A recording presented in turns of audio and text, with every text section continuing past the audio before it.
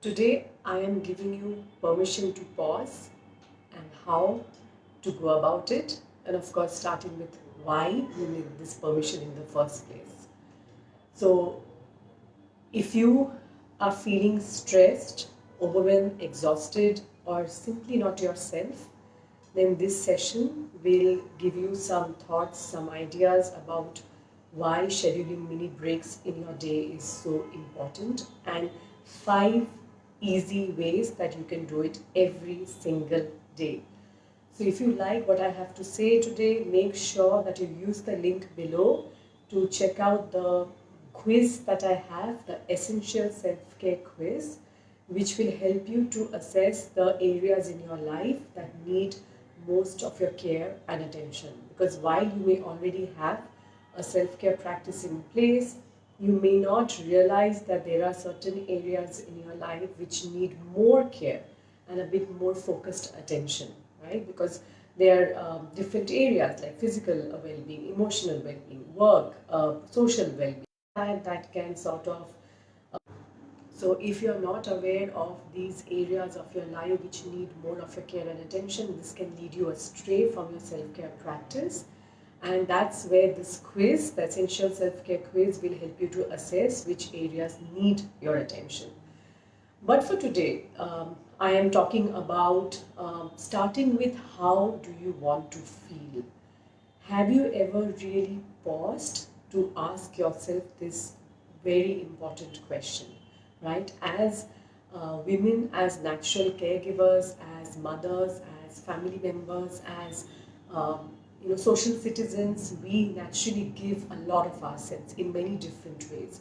So, for example, I am a mother of two. I give a lot to my children, right? I have to take care of them. I have to provide for them. I bear the brunt of their a lot of the emotional baggage, not baggage, but I carry a lot of the emotional burden for my kids. That's quite natural. I'm sure you do too. But even if you are or not a mother, you would be doing the same for your family and your loved ones, because it's usually women who tend to nurture, who are good at caregiving. Naturally, it comes to us naturally, right? So we carry a lot of the emotional burden of the family. We tend to naturally give of ourselves constantly, but often at the expense of ourselves, our own health, and burn out in the process, in the long run, right? So this is something that I see time and time again in my coaching practice, where I work one-on-one with women who have autoimmune and other health conditions. But I also see it in my group of family and friends. And of course, I till some time back, till several years ago, when I was sort of forced to, become better at taking care of myself, I was walking down the same road, right? I was feeling burned out. And at that time, honestly, because I was taking care of my child, my daughter who was not well, I had to give of myself. So there are certain times in our lives when we have to take care of somebody, we have to give of ourselves, and we have to be there for them 24 by 7. That's expected, right? And of course, we would be doing that with love. But then after that period is over, is when we need to make sure that we replenish and recharge. But the good thing is, for most of us, for majority of the time, we are not really living in that kind of an emergency mode, right? For most of us, during our daily lives, we are able to take out time if only we are able to figure out how, and figure out how to fit self-care into our daily routines, right? So that's what I'm talking about today. 5 easy ways for you to start taking mini breaks in the day, because even if you're not able to take out a lot of time because of a hectic schedule, what you can certainly do is schedule regular mini breaks in your day. And that's something that I do on a consistent basis. Of course, there are some days which sort of just go by, which just fly by, because I'm extremely tied up and there are a lot of meetings maybe, or a lot of things happening. But those are more exceptions than the rule. Usually, what I prioritize and what I am intentional about is making sure that there are ways that I can, sort of insert pauses in my day. But I think it starts by giving yourself that permission to pause. So again, I come back to the same question that I asked you before this, that how do you want to feel? Because based on your response is how you would ideally uh, schedule these breaks in your day, right? So do you want to feel more energetic? Do you want to feel more calm? Do you want to feel more focused, more productive, more loving, more caring, right? Whatever it is that you want to feel will sort of guide you in terms of sort of planning your day, right? Outlining what you would like to do and how you can schedule these breaks. But it starts with becoming very clear as to how you want to feel. And also you can ask yourself these kind of these questions as well as kind of a follow-up, because again, if you're feeling exhausted, if you feel tired, if you feel kind of burned out even, I mean that's an extreme of course, but you can be anywhere in between of and if you don't feel your usual self on most of the days, because let's face it, there are days which are very hectic, so it's very natural to feel tired and exhausted at the end of the day. I'm not talking about that particular day, but I'm talking about if you are really feeling a bit resentful about having to give so much of your time and your energy to others, but you don't know what to do about that. So I'm feeling about that kind of a situation, right? So asking yourself some of these questions are very they really bring a lot of clarity, right? And we need this clarity in order to figure out how to give ourselves that permission, right? How do we schedule these breaks so that it works for us? So how do you schedule these breaks so that it works for you? And I'll give you some examples from my own life. But just to come back to those questions, so these are questions like, if you took time out for yourself, right, in your daily day-to-day routine, what would be the best thing that could happen?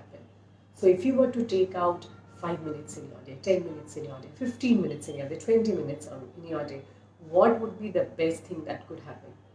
What would be the worst thing that could happen, right?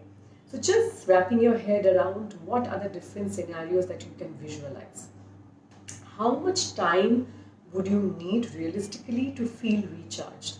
And this, of course, would vary from day to day, depending on your energy level, depending on your sleep or lack of sleep the night before, depending on the kind of workload that you have. And that's the beauty about being very clear, and that's the beauty about asking these questions on a regular basis.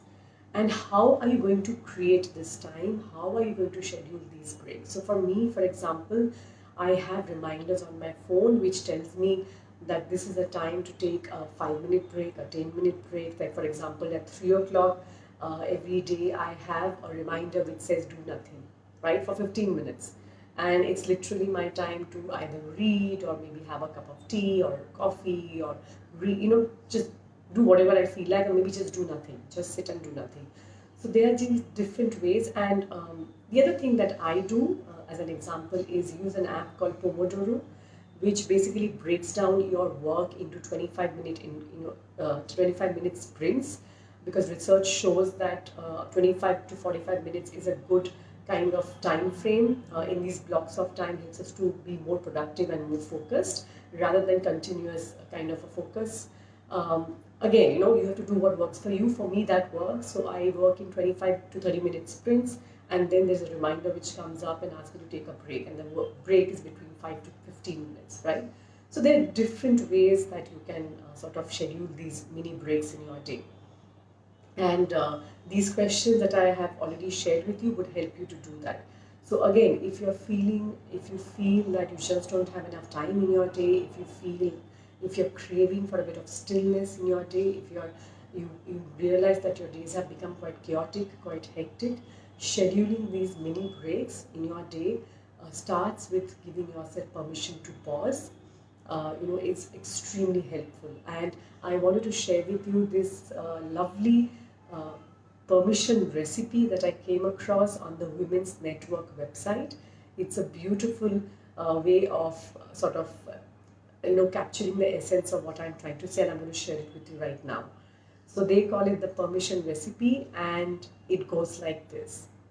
Take 1 cup of self-love, mix 2 tablespoons of self-worth, mix 1 tablespoon of self-respect, and a pinch of wildness, and season with your rebellious nature. Right? This is called the Permission, as they call it, the Permission Recipe. It's on the Women's Network, and it's a beautiful way of capturing uh, how you can possibly visualize what permission to pause can look like for you, right? It's a mix of self-love, it's a mix of self-worth, maybe self-compassion, maybe going against the grain, going against what is the norm, which is to sort of do, and keep doing, keep ignoring what your body may be trying to, maybe the signals that your body is trying to give you, maybe your brain is trying to give you some signals that, I'm tired, let's take a break, and we sort of simply ignore and just push through, right? So that's why I talk about a rebellious nature, but it's a beautiful way of capturing that. I'll share that with you below. So, what are some of the ways that you can possibly, schedule your breaks in the day, right? I mentioned that no matter how hectic your day is, there are very easy ways of scheduling these mini breaks, and it starts by giving yourself that permission to pause. And the first one is one of my most favorite ways of doing that. And it starts by doing something, by picking something that you're already doing, which is having your cup of morning tea or coffee, or it can of course also be your afternoon cup of tea or coffee, and just using that time to focus on enjoying that cup, right, that beverage, and not doing anything else, right? That's how you can schedule a break. So just by focusing on the aroma, focusing on the taste, the color, the texture of the mug in your hands, right? Just taking out 5 to 10 minutes maybe, and maybe longer, to savor that cup of tea or coffee, that can give you the break that you desperately need. You don't have to add anything in. This is something that you might be doing already in your day. So using that moment to take the break is one of the easiest and the most effective ways of doing that. And many of my clients whom I share it with, even including my friends, they see the benefit of doing this, right? It's something that you can do because you're already doing, having that cup of tea or coffee. So that's the first thing that I would say, that use that cup of morning tea or coffee, or even afternoon tea or coffee, to take a break at that time, to simply enjoy that and do nothing else at that time. The second would be to either write in a journal or in a diary, just simply writing down your thoughts. If there are any worries, maybe keeping a worry journal helps a lot of people. Because if there are a lot of thoughts going out, on and on in our mind, we simply cannot focus. And this you can do again at any time during your day, maybe just before you go to bed at night, especially if it's a worry kind of a journal, or you can start the day with a gratitude journaling. So, if you like writing, it doesn't have to be very long, but you can just jot down points. Writing really helps to take down, download our thoughts. The other ways, of course, can be to do some doodling, maybe doing some painting, some sort of art maybe, which is also therapeutic in nature. So that's something else that you can schedule into your mini break, right? Maybe keep a set of color pencils or pens and next to your work desk, and sort of, if you like painting or doodling or sketching, just go ahead and do that. But scheduling it in your daily routine is important. Actually, scheduling all of the steps that I'm telling you is important. Otherwise, they simply will not get done. Right? What you will not schedule into your calendar will very rarely get done. It's like an appointment that you're keeping with yourself. It's like a commitment that you're taking, towards yourself.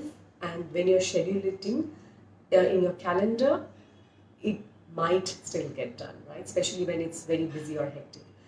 The third step that you can take is reading, right? And reading can be, of course, a book. That's one of my favorite ways of relaxing, of rejuvenating, and I read in the morning. I love reading in the afternoon, and I also read at night. But if it's something that resonates with you, whether it's a book or a magazine or an article, preferably on off screen, because we're talking about rejuvenation, we're talking about sort of recharging, so preferably off screen. But even if you can't, even doing that 5 minutes of reading, maybe it's an inspirational reading, it's a blog that you follow, and maybe it's even listening to a podcast for that matter. That's actually one of my other ways of sort of replenishing. So that's the third thing. So the first thing I mentioned was using a cup of tea or coffee in your day. The second was writing. And the third is reading or even listening to a podcast for that matter. The fourth is something again that you do every single day, and that's having a meal. So whether it's a snack, whether it's a proper meal, whether it's breakfast, lunch or dinner, that's something that you're doing every single day. So why not use that moment to really be with yourself and others and enjoy your meal by focusing on it, not checking your phone, not doing anything else or watching TV or you know just focusing on your meal and really taking out the time to enjoy. That's also a break for you. And if you are trying to do it in the middle of your work, maybe you can use a snack to do it. Maybe it's a small snack like a fruit or anything of that sort that you already have, and using that time to again sort of pause, right? It's like a mini break in your day. So using a meal or a snack is also an extremely effective way of doing that, because again it's something that you're doing every single day. And last but not the least, switch off from time to time. Switch off from technology. Technology is amazing, of course. It helps us keep connected. It helps us to do everything in our lives, especially our phones. But switching off from time to time, using different apps, you can have your own technique, is really beneficial. It helps to switch off, from that constant ping, from the constant alerts, notifications which keep coming on your phone, especially, right? So in fact, as a part of my self-care routine, I don't have any notifications which come on my phone. The only notifications which come are text messages and phone calls. I don't have any notifications for WhatsApp messages or emails or any other app for that matter. I have switched off all notifications, including YouTube videos or you name it. I just have notifications, obviously when there is a phone call which is coming in or there is a text message, so that they're the only times that I would get a notification. So that's my way of switching off, so that I'm not constantly distracted and interrupted by the ping, right, and by the lights and the sounds. It's quite, it all builds up actually. It's quite distracting and it makes our life chaotic in the end, right? So these are some of the ways that you can sort of switch off. And of course, having apps like Off Time really helps on the phone, and you can schedule, say, 1.5 hours if you're working, or whatever time that you want to take off, and it doesn't allow you to access your phone apart from taking calls, right? So there are many different ways of making sure that you're able to switch off. And of course, switching off 1 or 2 hours before bedtime is key to getting a good sound sleep. But even if you're trying to take a break during your day, switching off your phone for even 5 to 10 minutes, maybe 15 minutes, is extremely beneficial, especially when you're trying to do some deep work and or when you're trying to take a break and simply be, right? So the 5 easy ways that I asked, sort of that I shared with you, that you can take, sort of pause during your day, no matter how hectic it is. The first is to use your cup of tea or coffee to take a short break and just focus on the aroma, the texture of the mug, the fragrance, the color of the beverage, right? Just to pay attention, enjoy and savor that beverage. The second was writing in your journal, whether it's a worry journal, whether it's a gratitude journal. There's so many different ways of using writing and penning down our thoughts and downloading them and taking them off our heads. You can of course do doodling or sketching or painting as well. The third was enjoying a reading, right? Reading a book or a magazine or an article, preferably offline, so that you can switch off from the screen. The fourth was enjoying your meal or even a snack for that matter. So if you're having a snack, say in the afternoon in your office or during your day wherever you are, and enjoying that snack or enjoying that meal. And if you're having it with your family, then making sure that you're truly present, mind and body, right? And last but not the least, switching off or pausing from time to time from your gadgets, from your screen. And again, if you can do this in your day, whether you're looking outside your window, whether you're going out and spending some time in nature while doing that, or simply sitting where you are and simply just not doing anything, just being, right? So these are very easy ways of taking regular breaks, scheduling these breaks in your day. I also shared with you an app that I use called Pomodoro. You should check it out. If you type in Pomodoro, you should be taken to that, where it will help you to work in sprints, and that definitely boosts productivity. and helps us to feel less stressed the rest of the day, because you are automatically taking mini breaks, right? That's one way that I make sure that I'm constantly taking breaks during the day. But then again, you have to find what works for you, what resonates with you. These are some of the things that I wanted to share with you today. And if you also if you liked what I had to say and you would also like to assess which areas of your life that would like to focus on in terms of self-care, whether it's your emotional well-being, whether it's your physical well-being, social well-being, family relationships, etc., work-related, then make sure that you take the quiz that I've shared in this post.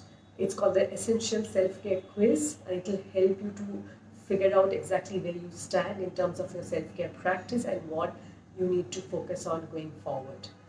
So if you like this video, make sure that you share it with your friends and family. They would benefit from this as well.